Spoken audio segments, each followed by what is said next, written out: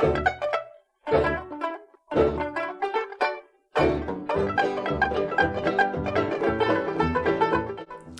everyone and welcome back to Scandinavian Design 101. I'm Sanna. I'm Andreas and we are two Swedes and we love design.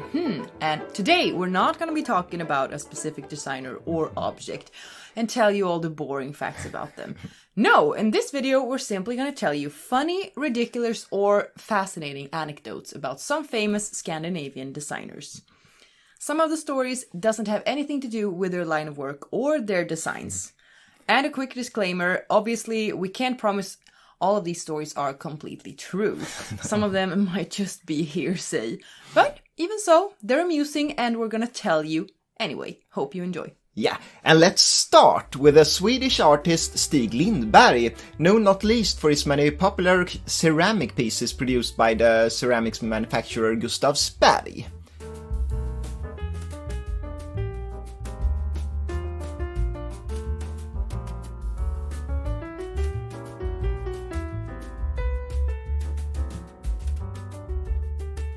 Stig was the youngest of 5 siblings, and already as a child he always wanted to be in center of attention. He was considered to be a disobedient young boy and often caused a lot of trouble. At the age of 14 in 1930, while fooling around with an axe, he managed to cut off the tip of his thumb. And this could actually have had a huge impact on his future career. An artist might need both of his thumbs, right? Yeah. He didn't seek help. Instead, he stumbled out to the road with the intention to hike to the nearest hospital. At first, no one came, but finally he was given a ride by a carriage transporting human feces from the outhouses in the area. In other words, a ride full of shit. Hardly hygienic, but at least he got to the hospital in time to get the thumb sewn back on. But the bad luck didn't stop there. The doctor at the hospital wasn't very friendly. He accused Stig of cutting off the thumb on purpose, believing he was a sawmill worker who wanted money from his insurance company. But everything ended well, and Lindberg would grow up to become Sweden's most prominent ceramicist with 2 thumbs. Yeah, that's great. Yeah, that's good. And now to the Swedish furniture designer Axel-Einar Hjorth.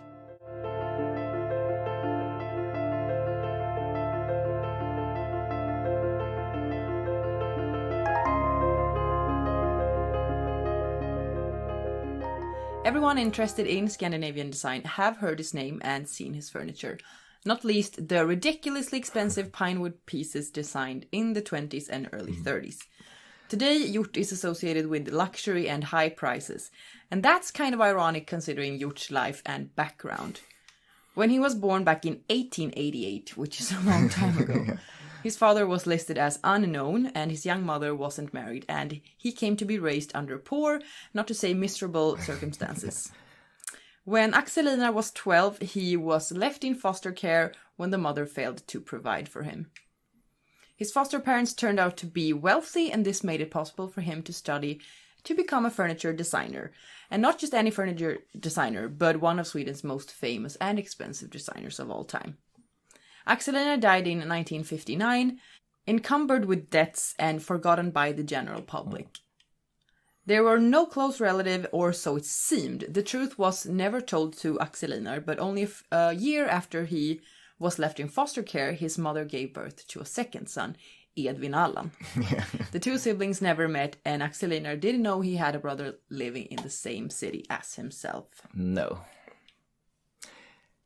And now to the Danish architect Poul Henningsen and the story of how he almost was murdered in 1943. Sheer luck saved his life.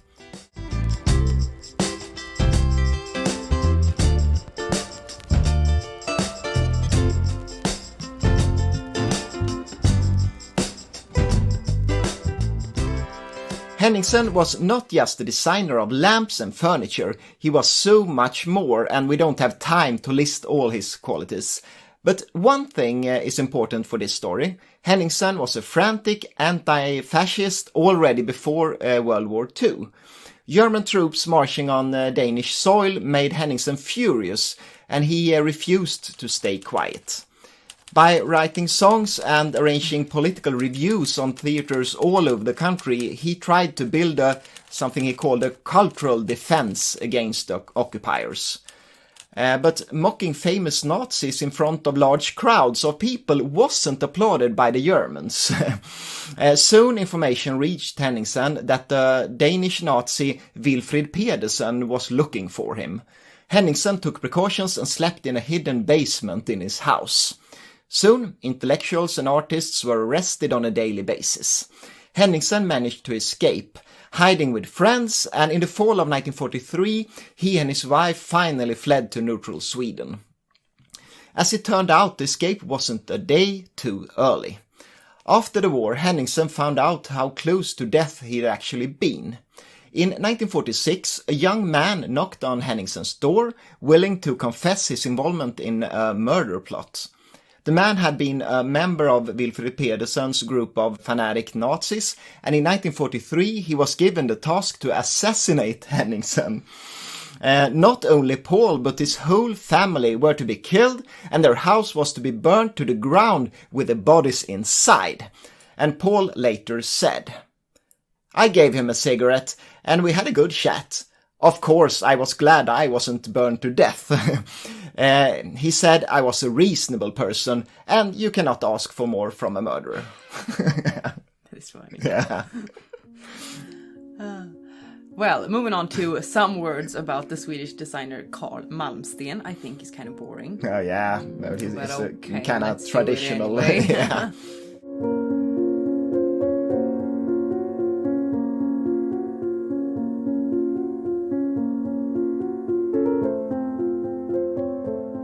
He was engaged in the Swedish educational system, founded schools for design and craftsmanship, and is known to be an important educator in Sweden. But Carl himself felt highly uncomfortable in school and only studied to please his father. Only a month prior to graduation, he suddenly went to the principal's office and declared, "I'll never come here again and let you destroy me."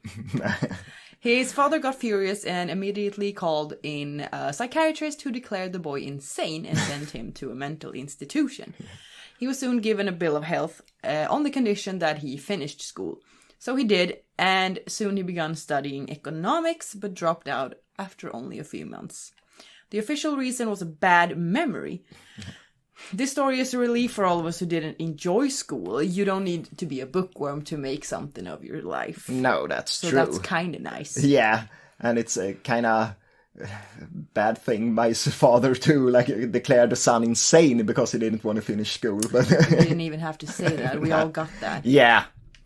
And then, in 1962, the Danish architect Børge Mogensen got mad. Really freaking mad.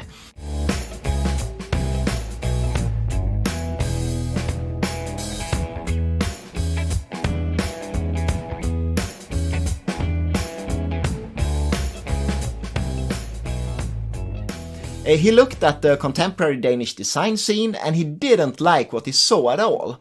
In verbal as well as written attacks, he accused his colleagues of making useless furniture.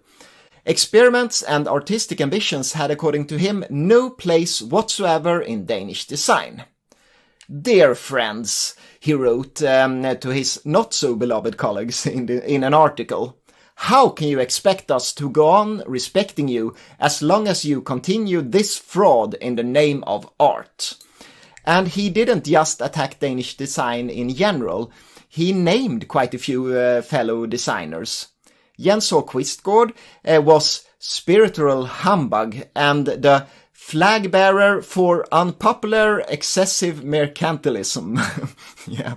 And Finn Hjul was also targeted by Mogensen's anger, criticizing his design sense as well as his personality. "Perfumed interiors reeking of Charleston," Mogensen concluded. And the bombardment continued. Werner Panton was utter nonsense, and Arne Jacobsen constructive blank. guess it wasn't a very friendly atmosphere at the next joint exhibition. Probably not. No. But he was the boring one. He was the boring one and the true functionalist one. That is boring. Yeah. And this was 5 short stories from the Scandinavian design history, and hope you found it interesting. If you did, please check out our other videos. We have a lot of videos. Yeah, you really should. Yeah, thanks a lot for watching. Thank you so much.